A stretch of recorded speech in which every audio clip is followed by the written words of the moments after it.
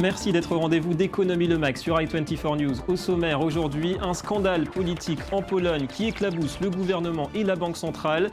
Tout est parti de la publication d'écoute. Elle semble prouver l'existence d'un trafic d'influence autour de la politique budgétaire et du ministère des Finances. Les détails et l'enquête dans un instant. La Coupe du Monde bat son plein au Brésil, l'occasion de découvrir quelques-uns des pays qualifiés à travers leur économie. Aujourd'hui, la Colombie et ses richesses minières qui attirent les multinationales. Problème, les groupes armés comme les FARC veulent eux aussi en profiter. Reportage dans quelques minutes. Et puis coup de projecteur en fin d'édition sur la visite en Israël d'une délégation de la région PACA. Il est question de partenariat dans le domaine du tourisme. Comment s'y prend-on? Notre invité Bruno James nous répondra.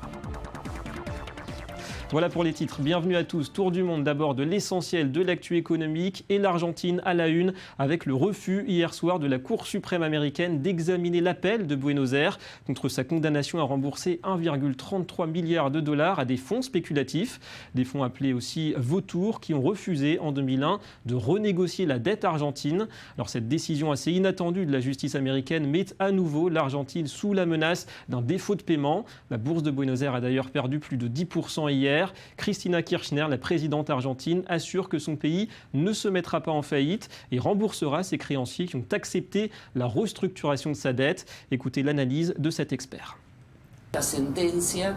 L'Argentine devra payer les créanciers qui ont refusé la restructuration de la dette.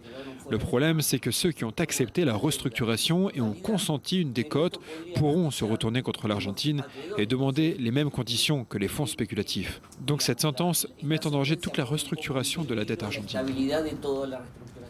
Et en tout cas, une affaire qui relance l'idée d'un mécanisme de contrôle des faillites d'État au niveau mondial. Et aux États-Unis, pendant ce temps, General Motors rappelle 3,36 millions de ses véhicules. Un nouveau rappel massif donc pour le numéro 3 mondial des constructeurs. Annoncé hier, il concerne l'Amérique du Nord. Un problème d'allumage qui porte à 20 millions le nombre de voitures rappelées par le groupe depuis le 1er janvier. C'est un record. Et pour un total de charges liées à ces problèmes qui atteint déjà 2 milliards de dollars. Et en parlant de voitures, en Europe, le marché se ressaisit quelque peu, plus 4,5% au mois de mai pour les immatriculations au sein de l'Union, un total de 1,09 million. Alors des progrès à relativiser puisqu'il s'agit du deuxième plus mauvais mois de mai depuis la mise en place du décompte en 2003. Satisfaction pour Renault, plus 18,8% et pour Volkswagen, leader sur le vieux continent, un bond de 9,6%. L'actualité en France et la grève à la SNCF, 7e jour déjà ce mardi, et les députés qui examinaient cet après-midi la réforme ferroviaire. Elle vise à stabiliser la dette de 44 milliards d'euros du secteur et à préparer aussi son ouverture totale à la concurrence. Pour le gouvernement, la grève a assez duré. On écoute Manuel Valls, le Premier ministre. On ne peut pas mettre en cause l'économie de notre pays ou d'une région alors que le dialogue est ouvert et que cette réforme sera une bonne chose pour le pays, pour la SNCF, pour les cheminots et les usagers. En bref, jackpot pour le géant pétrolier britannique BP qui signe ce mardi un contrat de fourniture de gaz naturel liquéfié avec la Chine, 20 milliards de dollars sur 20 ans, un accord qui survient à l'occasion d'une visite à Londres du Premier ministre chinois Li Keqiang. Et puis ces images d'un exode, celui de plus de 150 000 Cambodgiens, en grande partie des travailleurs illégaux. Ils fuient les opérations de lutte anti-clandestin de la junte militaire qui a pris le pouvoir le mois dernier à Bangkok. Ils constituaient jusqu'ici une main-d'œuvre bon marché pour des secteurs clés de l'économie thaïlandaise, comme la construction, la pêche ou l'agriculture. C'est une affaire d'État en Pologne. Depuis hier, le gouvernement est sous pression. Un hebdomadaire a publié une conversation secrète entre le patron de la Banque centrale et le ministre de l'Intérieur. Un obscur accord autour de la politique budgétaire en échange de la démission du ministre des Finances de l'époque. Alors l'enregistrement date de l'été dernier. Une question, pourquoi publier ces écoutes maintenant? À qui profite cette affaire? Le Premier ministre parle d'une tentative de coup d'État. Johanna Citruc. La conversation aurait dû rester privée. Un entretien datant de juillet 2013, durant lequel le gouverneur de la Banque centrale de Pologne, Marek Belka, propose au ministre de l'Intérieur, Bartłomiej Sienkiewicz, de soutenir la politique budgétaire du gouvernement. mais à une condition, que le ministre des Finances, Jacek Rostowski, démissionne. Quelques mois plus tard, ce dernier a effectivement quitté son poste. Un enregistrement de la conversation a été dévoilé dimanche. Ils ne passaient pas un accord criminel comme certains l'affirment, mais ils parlaient des actions communes que pourraient mener la Banque nationale et le gouvernement dans le cas d'une éventuelle crise financière. Et parmi ces actions communes, les mesures que la Banque centrale pourrait prendre pour relancer l'économie. Mais face à cette affaire de trafic d'influence, l'opposition réclame la démission du cabinet de centre-droit de Donald Tusk. À première vue, je ne vois pas dans ces enregistrements de motifs pour prendre des sanctions contre le ministre Sienkiewicz. Je ne vois rien qui m'oblige à prendre des décisions telles que la démission. Pour certains, cet enregistrement secret pourrait être l'œuvre des services spéciaux russes. Leur objectif serait de déstabiliser la Pologne sur fond de crise russo-ukrainienne. Le parquet doit ouvrir une enquête pour démasquer les responsables de ces enregistrements illégaux qui constituent un délit en Pologne. Voilà, beaucoup de questions autour de cette affaire. Autre chose à présent, à l'occasion du mondial de foot au Brésil, nous vous faisons découvrir certaines des économies des pays qualifiés. Direction aujourd'hui la Colombie, 4e puissance économique d'Amérique latine. Alors dans ce pays, les ressources minières sont importantes, les investisseurs, les multinationales sont bien là. Tout serait normal si les groupes armés ne cherchaient pas à profiter eux aussi de ce boom minier. Dans le nord du pays, l'extraction de l'or va très souvent de pair avec la violence. Reportage. André a 60 ans. Depuis 39 ans, il travaille dans une mine d'or à Segovia, dans le nord de la Colombie. Comme la plupart des mineurs, ici, son exploitation est illégale et les conditions précaires et dangereuses. Mais le travail est rentable. Le salaire moyen d'un mineur clandestin avoisine les $630, le double du salaire minimum. Il ne suffit pas de vouloir travailler ici, il faut pouvoir, parce que c'est dur. Ces dernières années, le nombre d'exploitations clandestines a fortement augmenté en Colombie. Elles représentent aujourd'hui plus de 60% de l'industrie minière. Le sujet s'est récemment invité dans la campagne présidentielle lorsque, début mai, l'effondrement d'une mine illégale a fait 12 morts dans l'ouest du pays. Il faut absolument soutenir les mines artisanales pour qu'elles deviennent des mines légales. Depuis des décennies, des siècles, il y a toujours eu des petites mines dans l'industrie minière. Les mines légales, comme celle-ci, sont plus sûres mais moins rentables. Les mineurs gagnent bien moins que dans une exploitation clandestine, mais ils ont une couverture santé et de meilleures conditions de travail.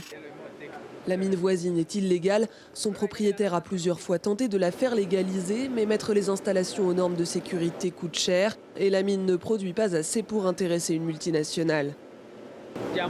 Cela fait 7 ans et ils ne nous ont toujours pas répondu.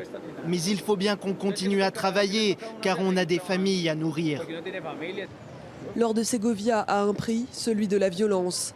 Les groupes armés de la région y voient un filon lucratif et un bon moyen de blanchir de l'argent.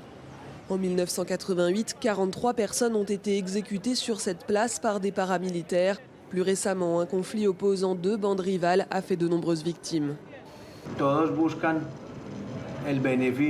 Ils veulent tous profiter des richesses de cette région et ils ont ravagé notre village avec leur violence et leur destruction.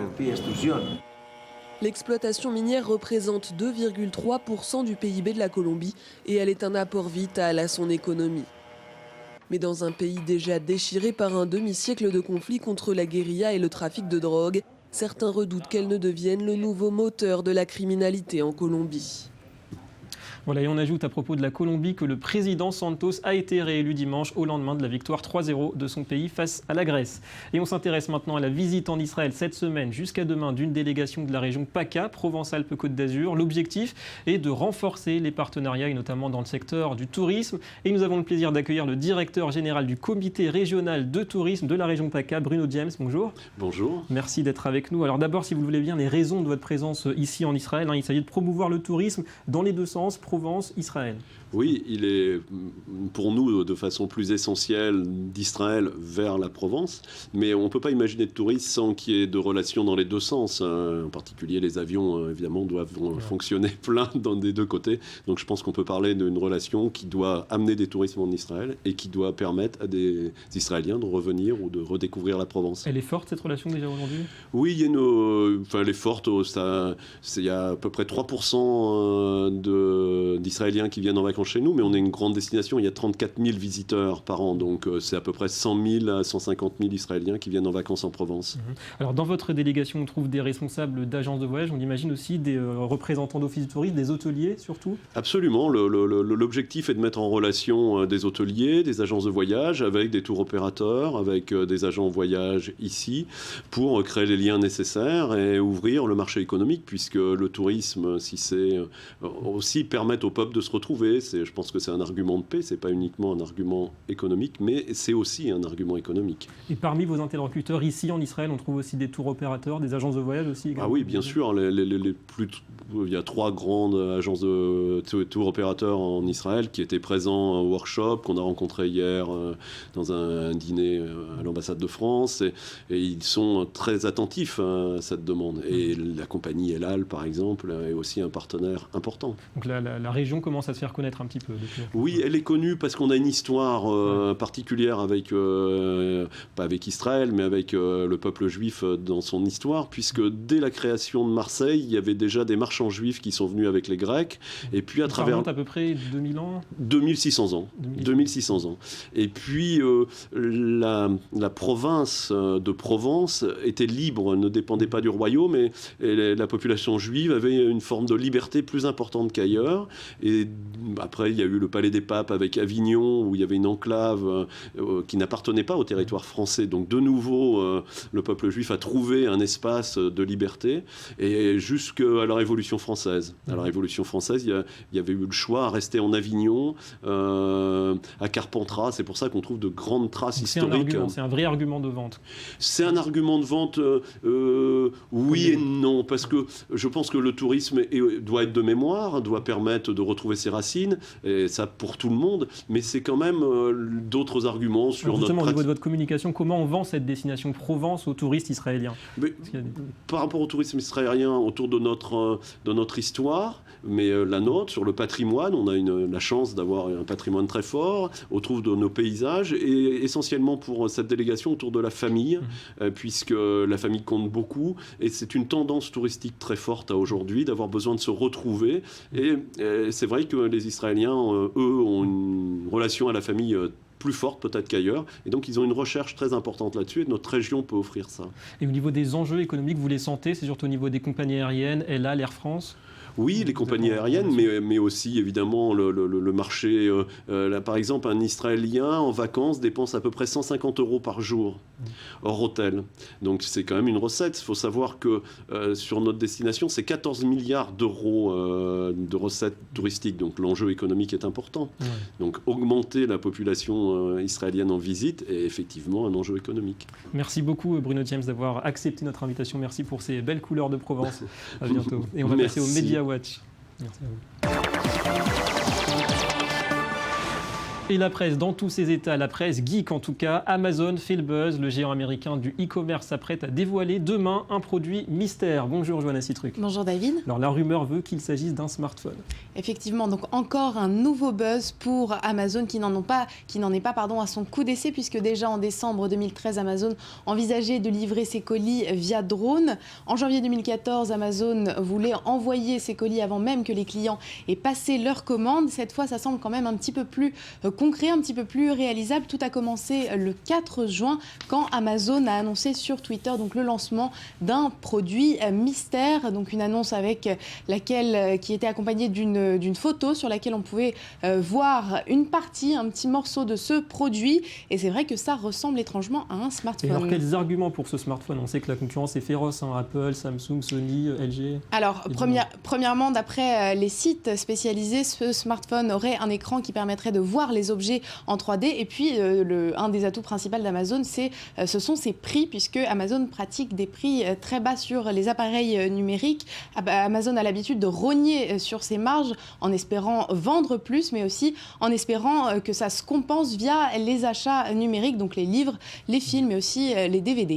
Donc un petit peu comme Google avec Nexus. Alors on parle d'une industrie florissante, Johanna, c'est le cas de le dire, celle du cannabis, tellement florissante d'ailleurs qu'au Canada, le gendarme de la bourse avertit, il s'inquiète de la spéculation. Exactement, donc déjà au Canada, la consommation de cannabis médical est autorisée depuis 1999, mais depuis le 1er avril, la réglementation a changé. Toutes les compagnies ne peuvent pas produire et vendre du cannabis. Il faut une accréditation spéciale de la part du gouvernement et en seulement un petit peu moins de 3 mois, 850 demandes ont été effectuées et seuls 13 producteurs ont reçu une réponse positive. Et résultat, les entreprises qui obtiennent ce fameux sésame ont une demande particulièrement importante et ça attire les investisseurs. Et le simple fait maintenant d'annoncer la vente future du cannabis médical, avant même d'avoir l'autorisation, ça fait donc augmenter le prix des actions des compagnies en question. Et c'est donc contre cette spéculation, contre ces prix gonflés que l'autorité canadienne de surveillance des marchés financiers veut mettre en garde les investisseurs. Ça fait une belle bulle, une bulle de gaz euphorisante, on peut le dire. Merci Johanna et à demain. À demain. Et c'est tout pour cette édition. Merci d'avoir été avec nous. Économie Le Mag revient demain sur i24 News. Au programme, entre autres, une chasse au trésor assez inédite. Et la suite de l'info, c'est tout de suite. Restez avec nous.